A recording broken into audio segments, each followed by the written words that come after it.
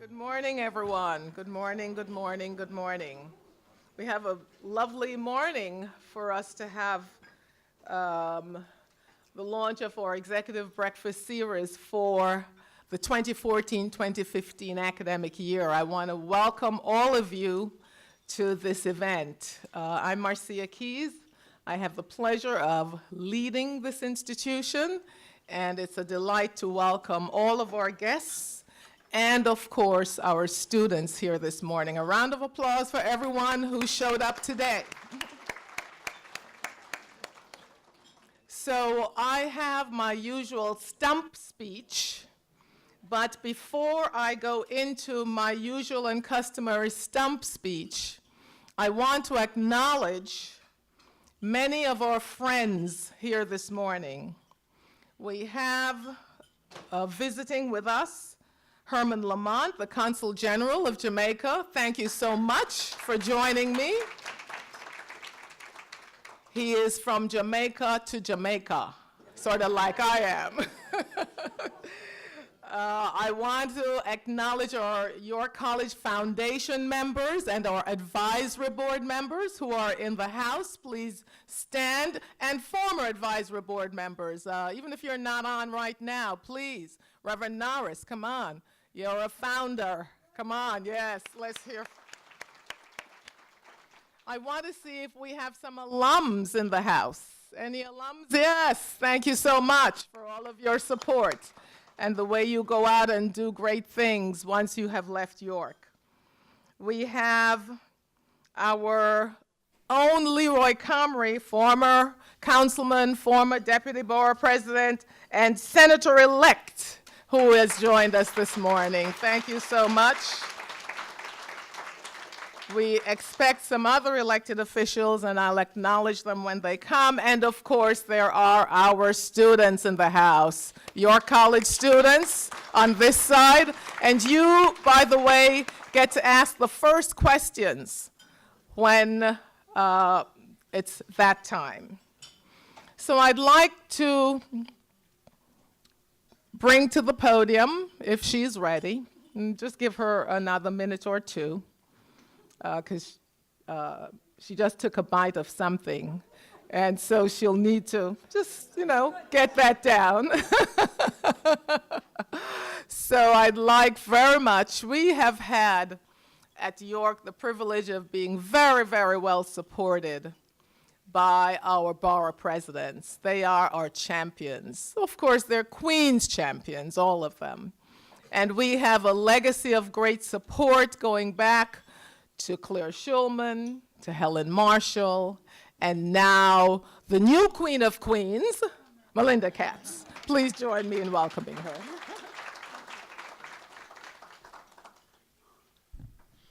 Good morning. Dr. Keys, thank you for the kind words and for all you do for York every single day. To Errol Lewis, Errol, we love seeing you in Queens. You're here a lot. We love that. Errol has a great show inside City Hall, Channel 1, 7 o'clock and 10 o'clock, just so I could put the commercial in there. He does a great job in representing, I believe, what is going on in politics in New York today, and we're always proud to have him here in the borough of Queens.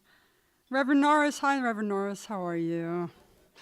And to everybody that is here, I would like to acknowledge the future state senator, again the deputy borough president, Leroy Comrie, who, abandoned me to run for Senate, and he's going to be the senator on January 1st. Leroy, we are so proud of you, and the only reason I would ever be willing to give you up was because I know that Southeast Queens needed a smart, intelligent man with values, or person with values. If you're a woman, person with values to represent Southeast Queens in the New York State Senate, and they're proud. We are so proud of you. Congratulations. We're here because we're the Executive Leadership Breakfast. I am so happy to see so many students. My little commercial for the borough of Queens. We are 130 languages spoken in this great borough of Queens. We hail from over 100 countries in the world. Folks come from all over the world just to educate their children in the seats that you are sitting right here today. Many of you fought your whole lives to bring your children here to educate them. We are a borough of values, a borough of family. We understand that the next generation is our future. We understand also that education needs to have equality throughout this entire city. The Borough of Queens is trying to lead that effort, and we have great institutions like York who not only educate our children and our youth and get them prepared for future jobs, which, by the way, you're competing throughout the entire world for those jobs, and York understands that and prepares you for that competition. But York also values the fact that we need economic development and we need partners in leadership to make sure that Southeast Queens survives and thrives, which is why the administration and all of us together started the Jamaica Initiative to bring stakeholders to the table, to make sure that this area creates the jobs, so you don't have to go over a bridge or under a tunnel, that you can get everything you need right here in the Borough of Queens, because isn't that what a borough is supposed to provide? And we're not going to accept anything less for the Borough of Queens. So I thank all of you for being involved here today. On behalf of the 2.3 million people that hail in this great borough of Queens, York has been an unbelievable partner for its future. And so I look forward to today. Please, if you're visiting York because of this great, great series of executive leadership breakfasts, I only have one request as the borough president. Come back, eat in our restaurants, see our great cultural affairs, and spend all of your money right here in the Borough of Queens. Thank you. Thank you, Borough President. So good to have you with us. And I endorse the sentiment, especially the eating in the restaurants piece.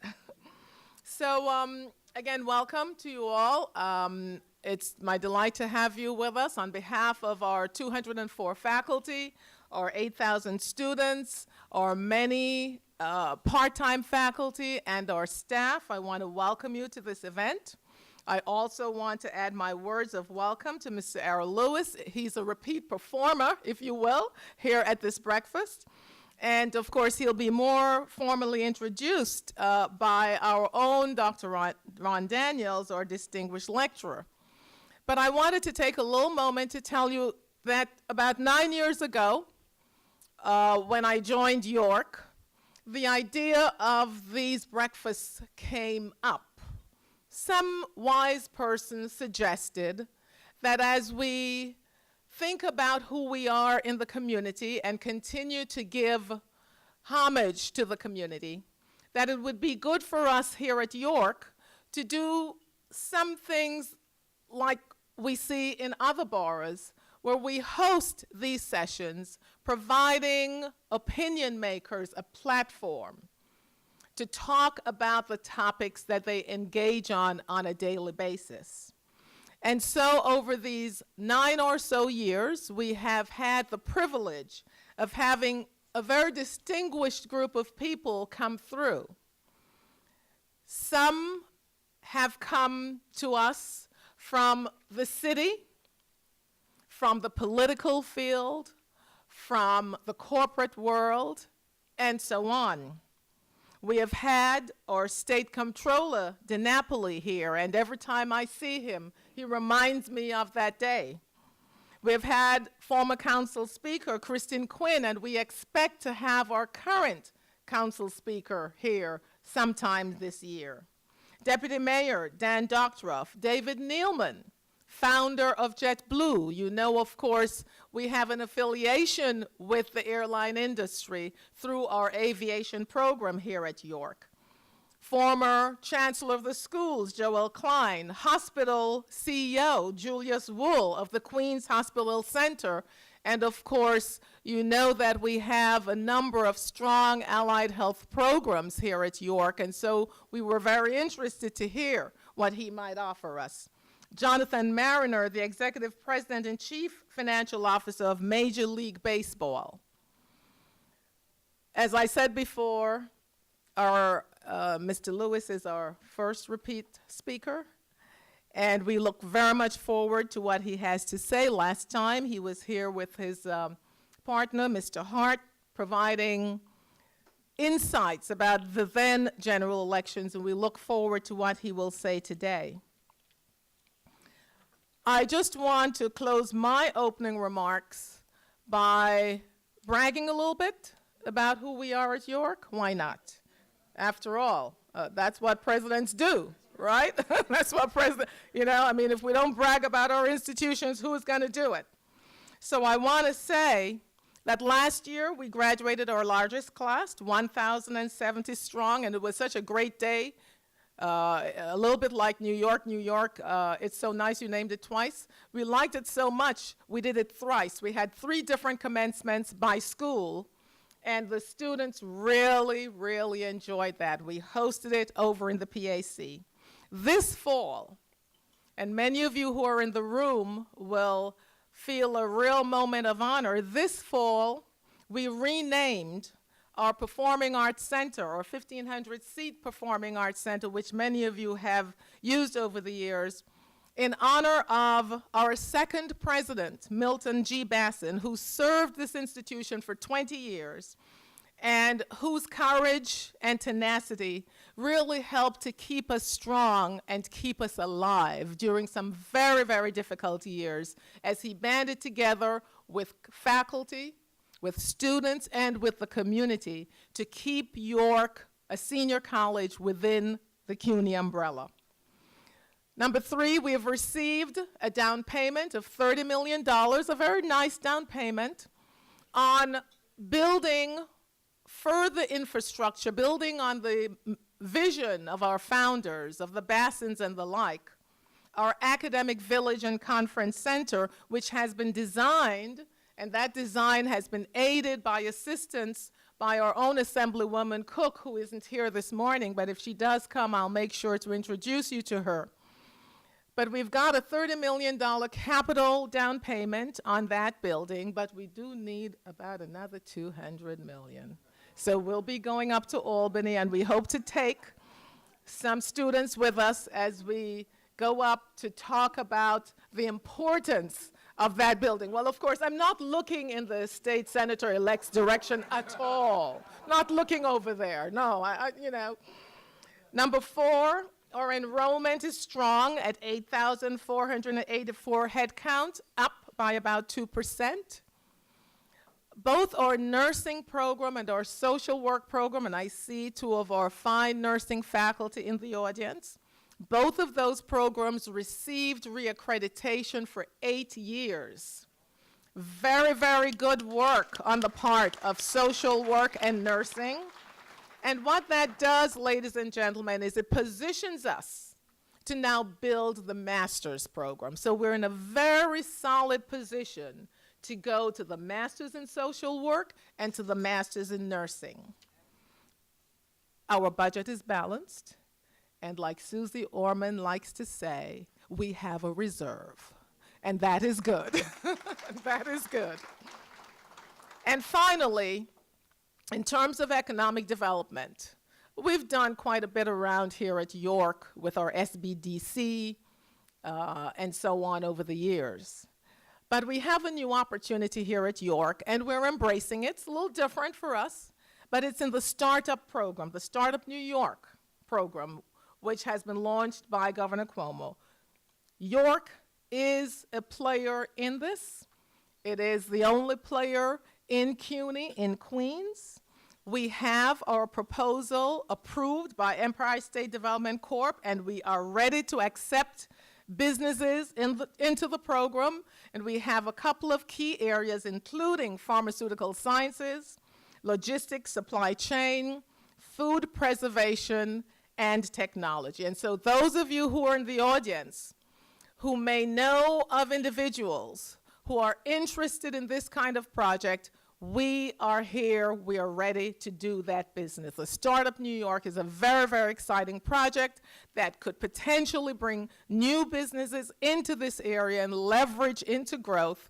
It will have an economic impact, and we are here to be partners with the business community on that project. So those are my bragging points for today, because really today it's not my platform, it's really Dr. Daniels's and Mr. Lewis, and so I'd like to invite Dr. Daniels to the podium to get our program going. Thank you.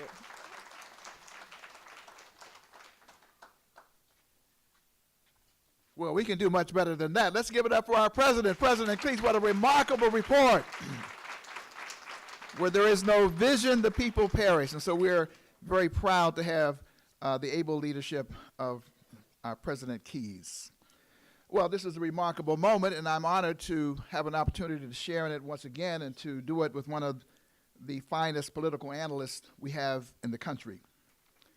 There's no secret that we've just come through an election, right? Everybody knows we just come through an election.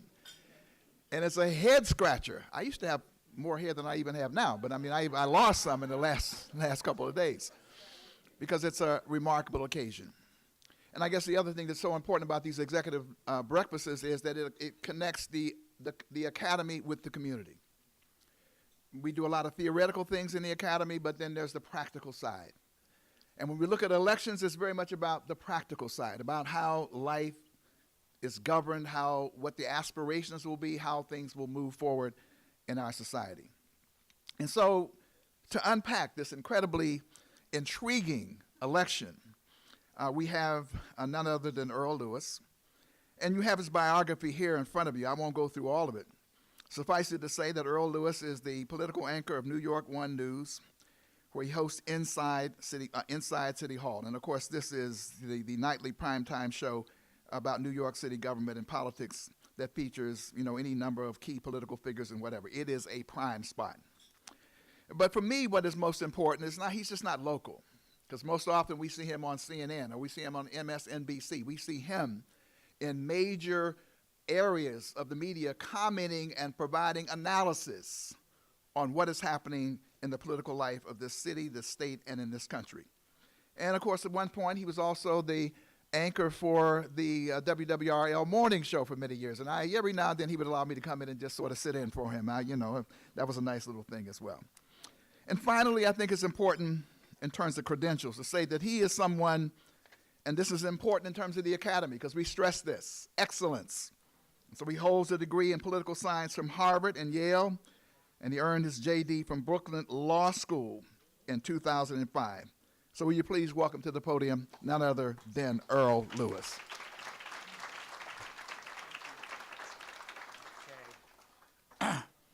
Thank you, Dr. Daniels.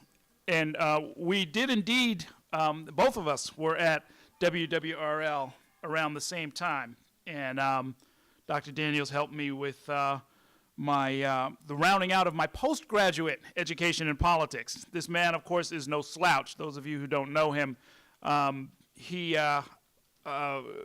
remember interviewing you about Haiti one day because he's got a whole other side in addition to the work that he does here at York, where he's been working on this remarkable project, economic development and tourism development in Haiti, and that predated the earthquake and has continued since then. Very good to see you, Dr. Daniels, and thank you for that introduction. Thank you for having me back, Dr. Keys. I do want to do a little bit of a commercial, if you'll indulge me, and then we'll talk politics for just a minute. I didn't know there were going to be this many students here. And one of the other hats that I wear is as director of the Urban Reporting Program at the CUNY Graduate School of Journalism, where we are recruiting, where we have some scholarships to give out, where we would like you to consider coming for a master's degree in journalism. It's a 3-semester program. There's a paid internship during the summer after the first semester. And we have a 90+% placement rate. People are ending up at CNN. They're ending up at the New York Times, the Daily News, the New York Post. There are students of mine who now work alongside me at New York One. And I would encourage everyone to take a close look at it. And when we're done here, around 9:30, people usually mill around and so forth. And I'll talk to anybody, give you my card or whatever you need, because I would like everyone to take a look at it. And those of you who have young or not so young people who might want to consider a career in journalism, the CUNY J School is looking. So having said that, let's talk politics. I see what happened on Tuesday as kind of a tale of two states. There's a lot that went on nationally, and I'll get to that in just a minute, but what happened in New York was kind of interesting if you think about it, right? I mean, the major statewide offices for governor, of course, and for attorney general and for state controller were won by very wide margins by the Democratic candidates. They kind of won it in a slow walk. They had raised more money. They never trailed in the polls at any point. I don't think they ever failed to lead by more than 15 or 20 points. And that's pretty much the way it worked out. And so the outside world, it says, well, that's blue, that's Democratic blue New York. They love Obama. Both of their U.S. senators are Democrats. All of the mayor is a Democrat. The city council is led by Democrats, on and on and on and on. But if you look at another part of what happened on the same ballot, cast by the same people in the same state, well, it looks a little bit different. There were 3 congressional seats in New York that went from being held by Democrats to being held by Republicans, at least 3. There's a close count going on in one upstate congressional seat near Rochester. And that's more than any other state in the country. I mean, you may have heard that the Republicans had a good night on Tuesday, and indeed they did. But they also had a pretty good night here in New York if you look at the congressional outcomes. If you look at the state Senate, I mean, Senator-elect Comrie is going to go to Albany and find that unlike what had been expected, that there'd be a big Democratic year that would sweep the Democrats into power in the New York State Senate, well, the New York State Senate is going to be controlled by Republicans. And Republicans flipped 3 Senate seats from Democratic to Republican. So how does this happen? Why is this sort of a tale of 2 states? Why, what's going on here? Well, the first thing that's going on is, I think it's without question that there was a national wave that was favorable to the Republicans. And I won't pretend to know why that is. I mean, gas is under $3 a gallon. The stock market is at record highs. There are something like 8 to 11 million people who now have health insurance nationwide who didn't have it before. And people seem to have concluded in many parts of the country that all of this adds up to a disaster, and Obama has been a failure, and we've got to do something about it. That was really the theme of many, many races across the country. And there were people who ran on exactly that, saying this is a problem. We're gonna exterminate Obamacare. We'll repeal it. We're going to stop this president from taking us down this horrible path that has led us to unemployment under 6%. In some of these indicators, he's really outperforming Ronald Reagan. This president has. I mean, the economy is, now. I don't want to overstate that, because unemployment, for example, if you lose your job that paid $150,000 on Wall Street and you have a new job, stocking shelves at Walmart, yeah, okay, that job came back. A job came back, but it doesn't pay the same. There's not the same benefits. It's not the same kind of career path. So there are some serious problems in the economy. On the other hand, I think, like most New Yorkers, I get a little mystified at this notion that the president has been terrible. Now, one thing I can tell you, just looking at history, is that it is normal it is far from unusual for a 2-term president in his 6th year to see all of Congress kind of go the other way. The rival party to the president's party has sort of, I don't want to call it traditionally, but has in many cases picked up a lot of control, and maybe that's because voters get a little bit cranky. Maybe it's because people decide in their wisdom that they want a split or divided government, that there are some things they like in the White House and they want Congress to kind of act as a check on the White House. It could be a little bit mystical to try and figure it out, but what I can tell you is that Ronald Reagan was elected in 1980, and it was considered a big conservative revolution. And in the 6th year of his presidency, in 1986, both the House and the Senate were Democratic. I mean, he ended up in essentially the same position Obama now finds himself in. I can tell you that George W. Bush, elected in 2000, by the time 2008 came around, and some of you do remember this, the country was kind of sick of George Bush, right? And the country had, in fact, decided to deliver the control of the House of Representatives to the Democrats. And so Obama's going to find himself in a similar position now, where the major policy initiatives that he has done, the major thrust of his presidency, essentially comes kind of to an end. And some of that swept through New York. You know, Tim Bishop out on Long Island, you know, wiped out. Democratic, you know, incumbent, and he was fired by the voters. It happened in 2 other districts around the state. It may be happening up in Rochester. There's a real discontent. And looking at the exit polls and trying to figure out who came out, it was the kind of people who also are not thrilled about President Obama. So that was kind of a national issue.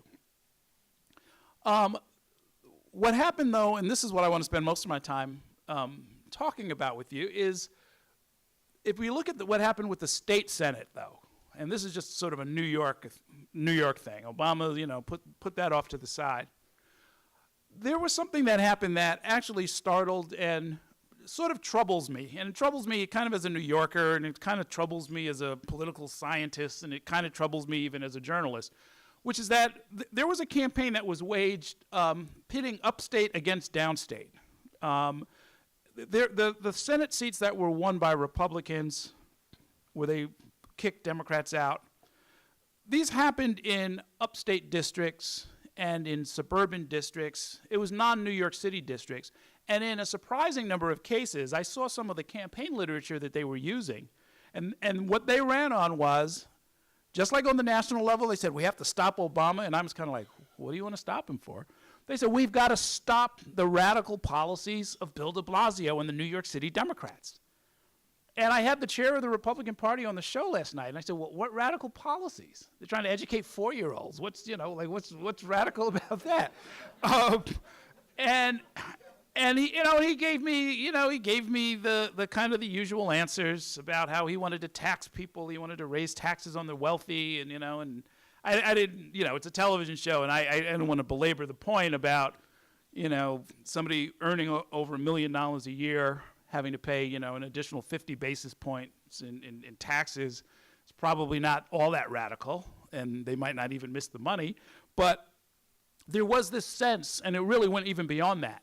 There was talk, and they put it on campaign literature and took credit for it. When I asked them about it, I said, did you really mean to say this? They said, yes, we meant to say it.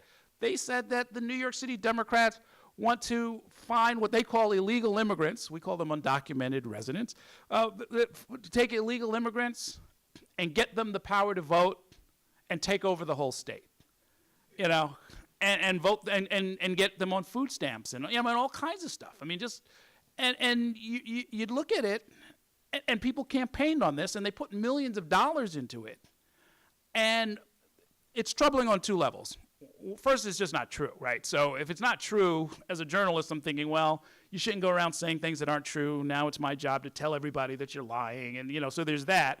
But even beyond that, it's very troubling because the way the system is supposed to work, the way the system is supposed to function is that upstate and downstate kind of work together, that people from different walks of life and different approaches to how they organize their school systems and their neighborhoods are supposed to, in the state capitol, kind of figure some things out together and do some things that I hope we would all agree on. Things like keeping the roads paved, making sure there's an emergency response that's effective, dealing with things like Hurricane Sandy, which devastated basically a wide swath of the state, making sure that there's a decent higher education system so that people can find the careers and the jobs and start families and stay here.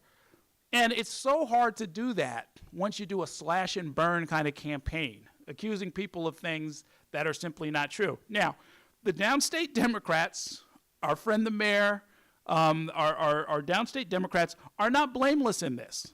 There were some very provocative things that were said and done, politically provocative things like going and trying to run candidates and trying to sort of knock out upstate Republicans. And I understand, this is what we do in politics. It's, at some point you want to sort of put some choices to the voters, and you can ask them to make hard choices, and you can say, as long as it's true, you can say, sort of rough and tough things about your opponents.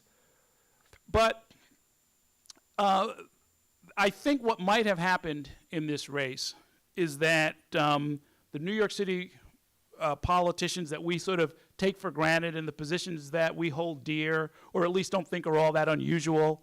You know, like we think, you know, some people think maybe we shouldn't tax the rich. Some people say we shouldn't, or maybe some people think that we should, but we don't think that it's like a crazy kind of, you know, divisive discussion. I mean, we had a big discussion about it in last year's race for mayor, and the decision of the voters last fall was that, well, yeah, we're going to go with the de Blasio method.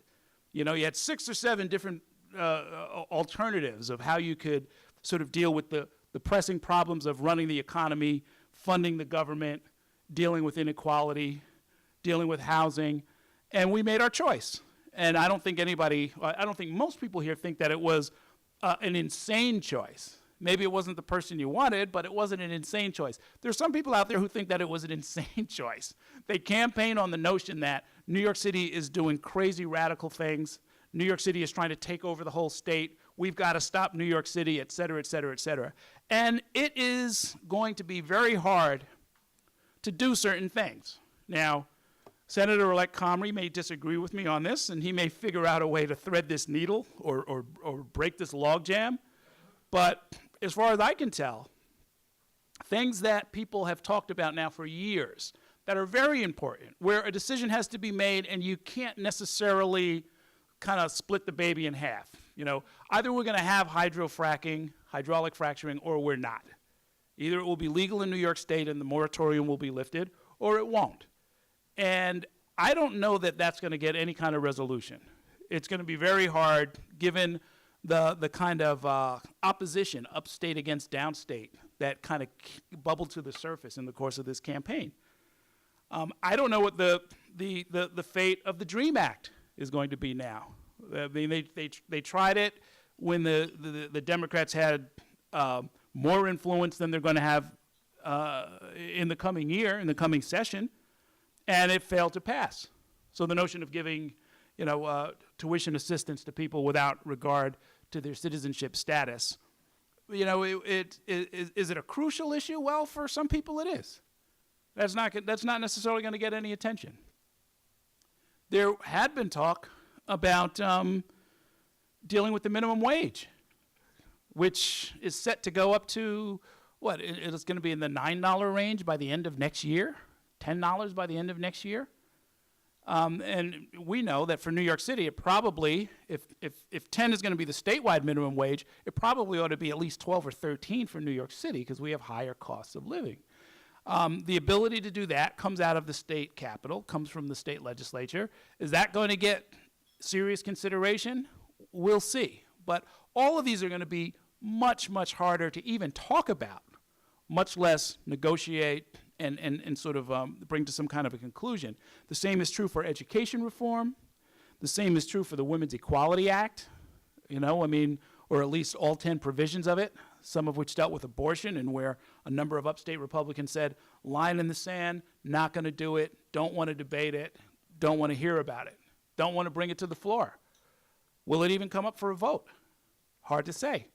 So there's going to be a lot of activity. You know, and here again, I don't want to demonize the upstate Republicans. I mean, or upstate New Yorkers generally.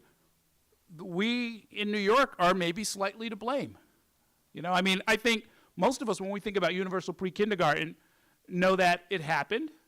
You know, the mayor campaigned on it. He figured out a way to get the money. He didn't get the tax increase on the millionaires, but he got the money. I recently was at an event of the New York State School Boards Association, and they reminded me of something that, like most New Yorkers and New York City residents, it kind of came and went. That there's $340 million for universal pre-K, right? Came from Albany. 300 million of that went to New York City. Now, I know we're the center of the universe and all, but this is paid for by everybody in the state, and we're going to get 300 of the 340 million. And so people in Buffalo, Syracuse, Rochester, where they've got urban schools, they got the same kind of issues that we've got. Not only is there only $40 million for the rest of the state, but they have to get it through a competitive process. So they have to fight among each other officially for the remaining $40 million. That is not the way to sort of bring the state together and get the kind of conversation going where we all look out for each other's interests. So it's going to be a it's going to be a contentious time in the legislature. It's going to be a contentious time across the state. While the half dozen issues that I talked about, that I just ticked off, are being fought over, and they're going to be fought over with great fanfare, lots of headlines, lots of news coverage. And then there'll be a bunch of other things that are just kind of off in the distance, forgotten. Does anybody remember last February when the governor stood in a church in Albany and said, I'm going to get tuition for prison inmates? You know, they should have higher education, because all of the numbers show that the recidivism rate, meaning their likelihood of going back to a life of crime, falls almost off the table if you actually educate people so that they can come out and do something, right? And there was a lot of opposition from upstate legislators, and it never got talked about again. And if it comes up in the next session, I'll be grateful, but I'll also be amazed. I don't know that that's going to happen. You know, and so what I see happening is, and this is the part that's not so fun to talk about, is that we are sort of accumulating a number of sort of festering issues that have got to get dealt with. We have to deal with inequality at some point. You know, meaning the minimum wage has got to get talked about. It's got to get addressed. We have a serious housing problem here in the city. That too has got to get addressed, but it's actually related to another one of these sort of untouched issues, which is transportation. You know, there was talk, believe it or not, you may have forgotten this by now, 4 years ago, about high-speed rail. I mean, it gets talked about all the time, but 4 years ago, it was actually possible because it was something that President Obama wanted, and he put some money behind, and there was actually some money for New York for it. There was money put into a study to look at connecting Buffalo New York City with Niagara Falls. That's one way to do it. Probably the better way would be to connect Buffalo with Toronto and sort of get something going up there, and maybe have the Canadians pay for most of it or something. But all of that fell off the table. I mean, I don't know what the status of the study is. They were supposed to, you know, they were supposed to have a commission that was going to look at all of this stuff. They never appointed the members of the commission. If the study ever comes out, I'll let you know, but the study hasn't come out, and we're, 3 years after the fact. I think we're supposed to get something fairly soon. And it becomes one more of these issues that just is kind of lingering out there. And while that's happening,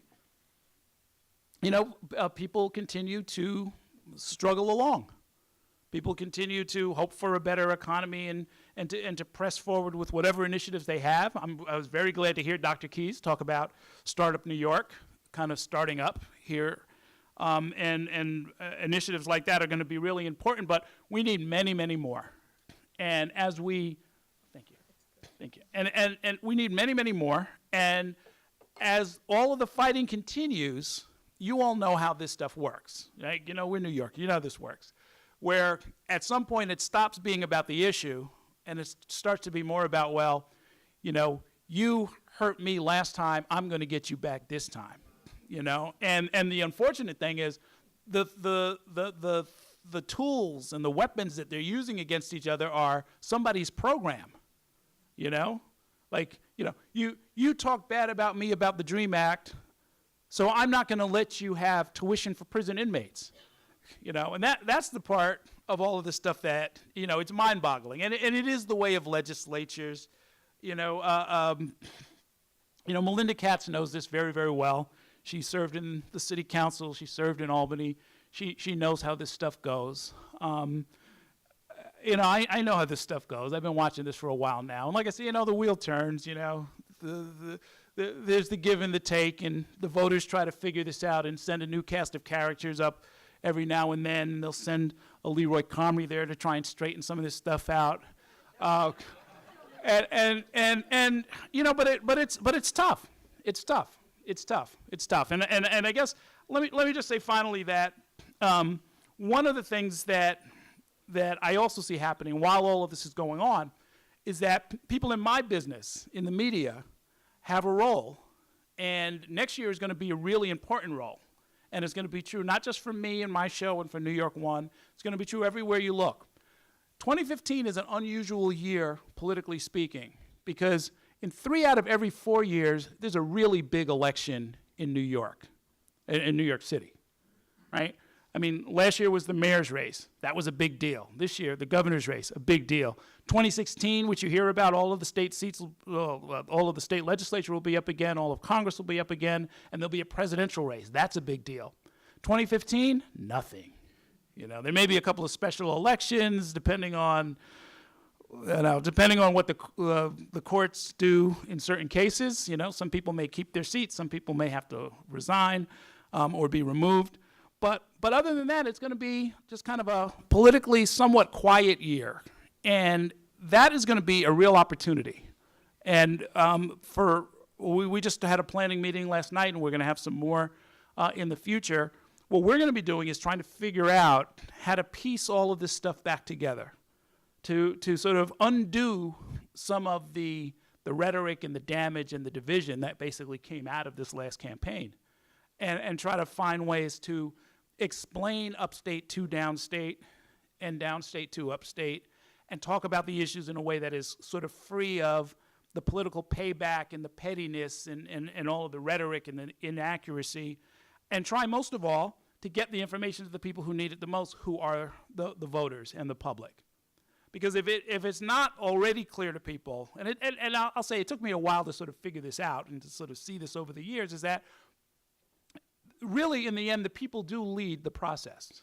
You know, we like to call our elected leadership the leadership, but they don't get there unless we put them there, and they don't stay there unless we keep them there. You know, and the more I look at this, the more I realize that most of the best and most interesting ideas and changes and transformations that have sort of made the state better, at least the ones that I've seen in the last 20, 30 years, in the end, you know, you have to thank the population for that.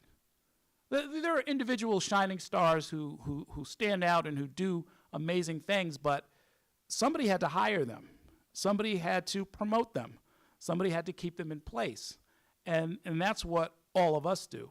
So you should demand more. Obviously, you should demand more, I think, of the elected officials, of the public servants who work for you. I think also, though, you should maybe demand a little bit more of the media. You know, we all like to be entertained, and there's a fair amount of silly stories that I think all of us like, you know, and enjoy. But there's also kind of a serious need to sort of know more about how all of this works, how all of this fits together, where we're all supposed to be going, and, you know, how development is going to happen, how the inequality issue is going to get addressed, what's going to happen with the minimum wage, what's going to happen with the DREAM Act, what's going to happen with the Women's Equality Act, what are we going to do about energy issues, what are we going to do about transportation issues. And next year will be a good time. You know, one thing that none of us in the media will have as an excuse is, oh, well, we're busy working on the election. So let me stop there. We can talk a little bit, take some questions, but I want to thank everybody for what has been really a very rewarding pair of election seasons. Last year was amazing, where we had I ended up moderating something like 13 different mayoral debates and some of the borough presidents' debates and council members, and it was really exhilarating to see how much the public really shaped them. Because I was doing debates in January and I was doing debates in October, and in that 9 or 10 months, the candidates got much, much, much better. And they almost turned into different people. I've known a lot of these folks for years. No, I mean, honestly, a lot of them really surprised me, and I say that in a good way. And it was just another illustration of what can happen when an engaged and informed public takes seriously your responsibility to hold people accountable, to tell them what's on your mind, to tell them what you want, you know, to sort of interact with us in the media so that we can sort of convey your concerns to them. You know, I mean, every night on my broadcast before I sign off, I say, look, if you want to tell us something, we've got a 24-hour line. You can just call and just blurt out whatever you want. You can send us an email. You can reach us on Twitter. You can talk to me today. We really do want to hear what you have to say because, as I said, this is, it's your state. It's your New York. Thanks very much for listening. All right. Let's give it up again. You can do better than that. Let's give him a really strong round of what a remarkable presentation. We want to get to our students as quickly as possible. I just wanted to tease out a couple of issues with you, Errol, for a moment. And I want to begin where you began, and that's with the issue of where the economy is and all of this really good news. I didn't get the 830, jobs report today. There was an estimate of maybe a couple 100,000 jobs being created. You didn't mention the fact, for example, that for about 5 states, minimum wage passed. Let's take Arkansas, for example, but prior went down. The Democrat went down. There was a time when the Republicans, what was it, the budget, the deficit, you didn't hear anything about that. Because actually, the deficit is going down. Cut it in half, yeah. So was this a question of messaging? I mean, what happened here? I mean, I know you're scratching your head too, but I mean, what went wrong in terms of people feeling so sour when, in fact, there is a lot of good news in this economy? Well, there's one theory that, if the team has a losing season in sports, the general manager gets fired, period. Maybe it's not his fault. Maybe the players were partying all night, but we understand that it's just like, this is why we pay you the big bucks. We didn't pay you for excuses. We're paying you for victories, and therefore you have to go. I think there's that element of, just change it up. Just change it up. If I'm reading indicators in the newspaper that say that the economy's getting better, but I don't have the job I want, I can't make ends meet, I'm working, 2.5 jobs, and I got a spouse who's doing the same, just change them up. And let's hope for something better. Finally, I guess I'd like to ask, one of the things that appeared to be one of the issues was gridlock in Washington. Washington just doesn't work. Well, I have to ask you, does obstructionism pay? Because one of the things I have to say about the media, and I think probably Norm Ornstein was one of the few people, American Enterprise Institute, who pointed this out. While there is gridlock in Washington, and the media usually says, and it's both sides, but objectively, that's not true. I mean, I'm partisan because I'm on the liberal progressive side, but objectively, and Norm Ornstein pointed it out, it was really the Republicans who obstructed time and time and time again, including the now new, not Speaker of the House, the head of the Senate, who basically said that Obamacare would be his Waterloo and so forth and so on. So does obstructionism pay? Well, yes and no. In fact, it's interesting. That's a very good question because the bill is going to kind of come due.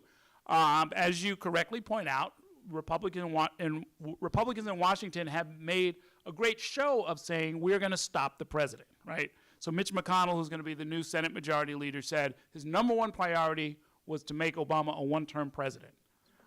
He just won re-election saying he was going to get Obamacare removed root and branch. And I sat through his debate, Mitch McConnell's debate in his home state, and it was actually fascinating because they have an Obamacare kind of local exchange the way New York does. And for low-income Kentuckians, they've gotten 500,000 people health care that they wouldn't have had before. And these are people who need some health care. And so the question came up. How is it, and it was very good, it was a perfect question for a debate. Said, well, Senator, you say you want to get rid of Obamacare, root and branch. The people with Connect, it's called, KY Next, or whatever their exchange is called, people through the state exchange, 500,000 people who are going to vote, now have health care. Are you going to get rid of that? He says, well, no, they can keep that website. They can keep that website up. I think it's pretty useful, that sort of a thing. So there's this sort of dual consciousness almost. And as you point out, in a number of states, I think Kansas was another one. There were a number of very conservative states where raising the minimum wage was put to a referendum, which might be the right way to do it. None of the politicians, as conservatives, would actually want to go against their ideology or, pick a fight with the Chamber of Commerce or whoever by saying, yeah, we need to sort of raise the minimum wage. So they put it on a referendum. The people let it be known that they wanted a higher minimum wage, and now it has to happen in some of these states. And so that's, some were binding, some were non-binding, but that might be the right way to do it. But no, on the question of obstruction, it is, as you know, Dr. Daniels, a basic problem of democracy, that what it takes for one individual politician to succeed, if everybody does it, it will stop all of them from succeeding, right? And there's a whole thing in political science called the prisoner's dilemma, where if you cooperate, you'll do fine, but you'll do better if you don't cooperate, as an individual politician. So then nobody cooperates, and then nothing gets done, and then you get what we've had in the 113th Congress and the Congress before, the 112th Congress. They are literally the least productive. And by productive, they mean just passing anything, routine stuff, making sure they can turn on the lights in the Capitol, literally. I mean, and they just haven't done it. They just have not passed. They have not dealt with, I talked about some of the pressing issues facing New York. That's times 10 for the nation as a whole. And it includes important things like, do we go to war against ISIS? Really important kind of stuff. And simply not getting done. Now, where the bill comes due for the obstructionists, the people who have decided, yeah, I know I could probably do better for the country if I cooperated, but I'm going to do much better for myself if I just denounce and obstruct. And so that's what I'm going to do. Well, now we have 2016 looming. And in 2016, there's going to be a race for president. And at that point, the people are going to have to, a number of people in Congress, first of all, want to be president. So, Rand Paul and Ted Cruz and this one and that one, they want to sort of position themselves for a presidential run. And the party as a whole, the Republican Party or the Democratic Party, will be, well, in this case, the Republican Party, since they're in charge of Congress, they will be labeled either as a do-nothing Congress, in which case it will be very hard for them to win the presidency, or they'll actually have to accomplish something. And so whatever it's going to be is what we're going to be looking at for the next 2 years. And it will be very much in their interest to try and figure out a way to work with this Obama fellow who they just spent so much time demonizing, the Muslim socialist radical president who has to be kicked out. Well, he holds a veto pen, and he basically is going to have to be somebody they work with if they want anything to pass in the next 24 months. Okay, we're now ready to get some questions from our students. Now, is there someone with a microphone okay. We have someone right here first. Right here. Good morning. Good morning. How are you? All right, my name is Daniel DeCastro, and my question goes to Mr. Lewis. With this major difference in upstate Senate body and a Democratic government and a Democratic mayor, that difference, how does it affect New York and the economic activity in general?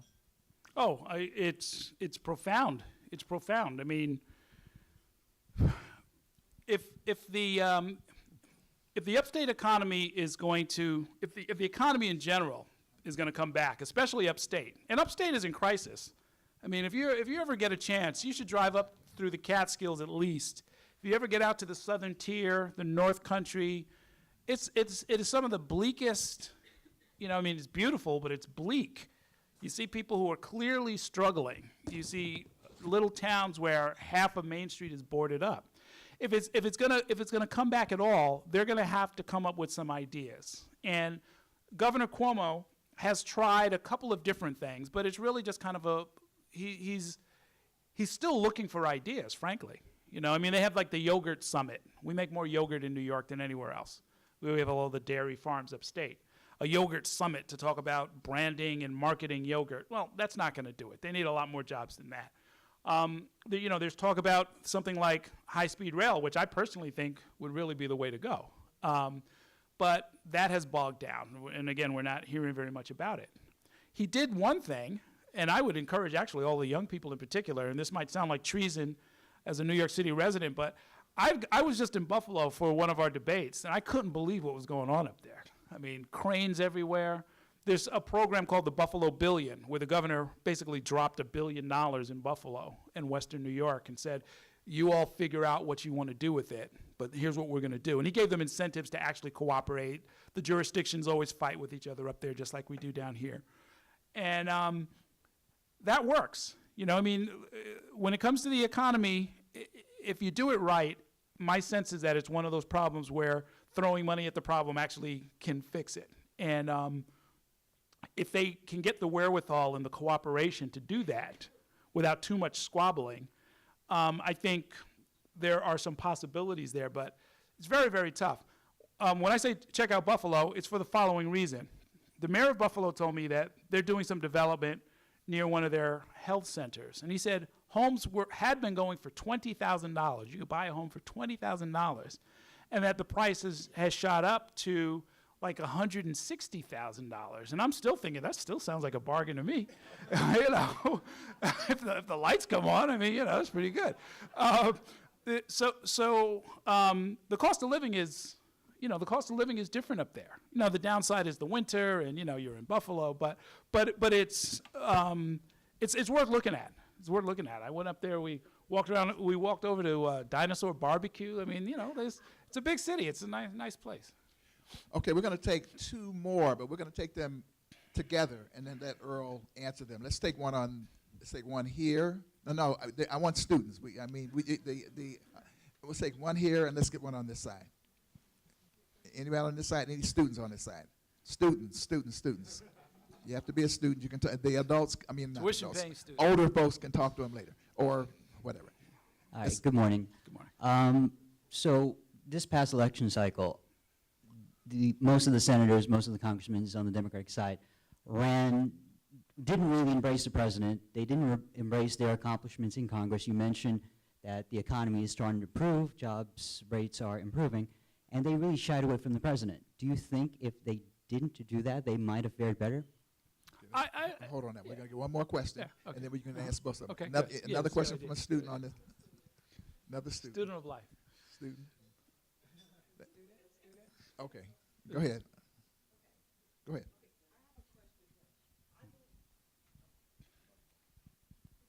Thank you. This is just a possibility. It's not a fact. But I'm very suspicious about the way I see businesses in operation today. And I remember there was something called tax shelters where people, they want to save money by going under. And I see so many businesses going under. I'm wondering if there's something suspicious about the whole movement, the lack of economic development. Okay, I'll answer those together. So when it comes to reviving the economy, all of the squabbling, all of the political fighting, sometimes it can scare businesses away.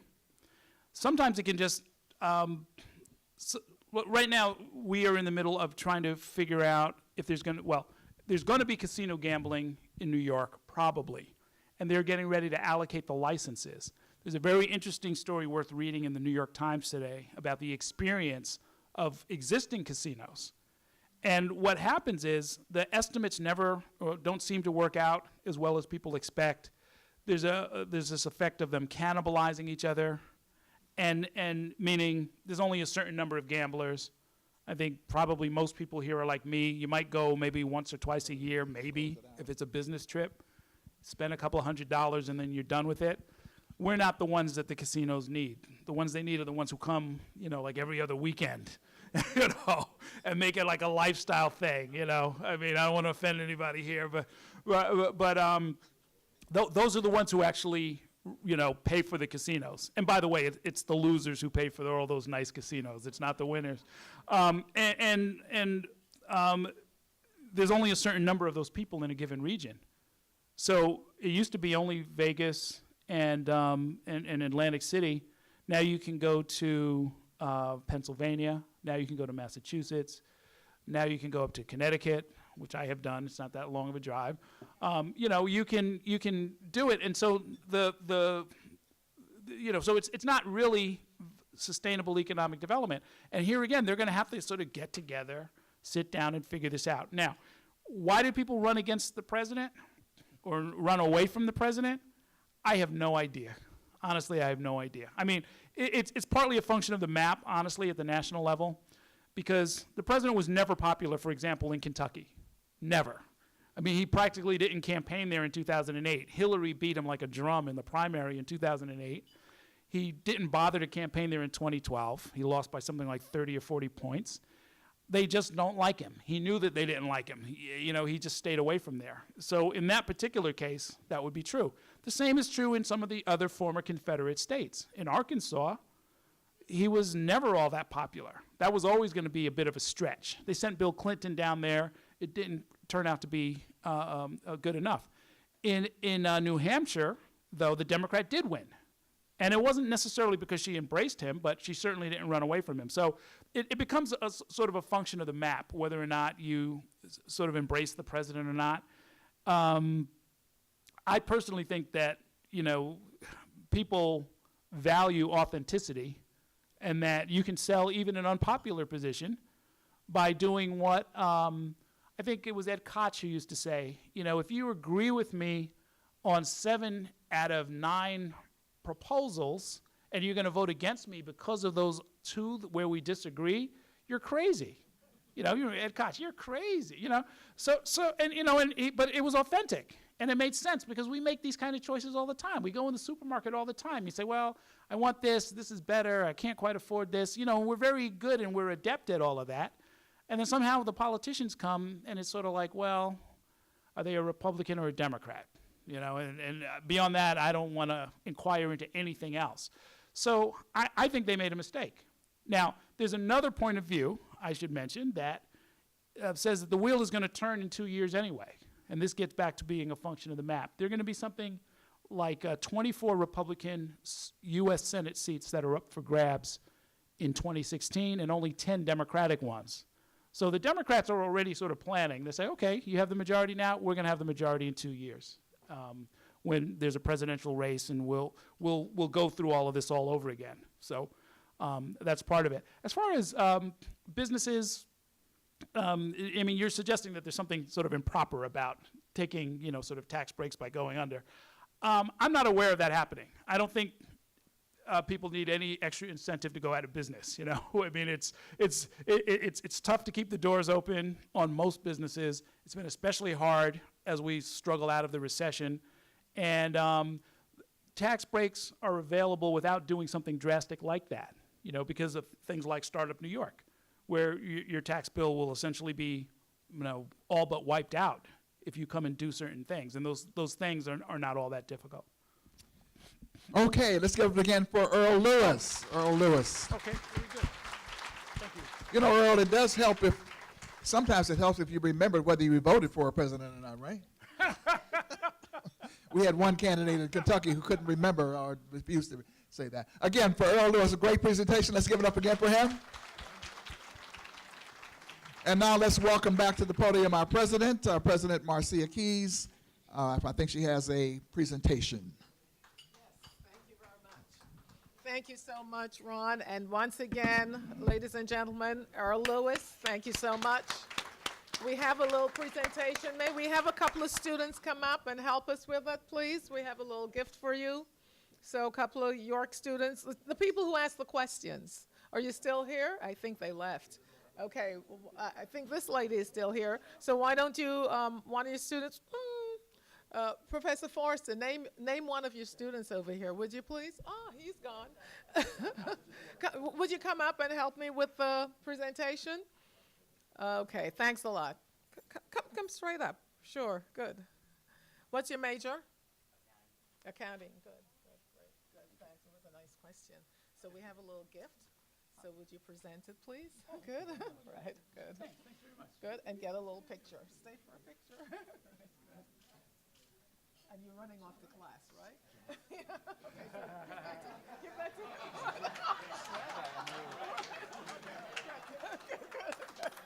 All right, and thanks a lot. Okay, ladies and gentlemen, thank you so much. Look forward to seeing you at our next breakfast. You'll get it on your email or your snail mail. Thanks a lot for supporting York, and have a very, very good day.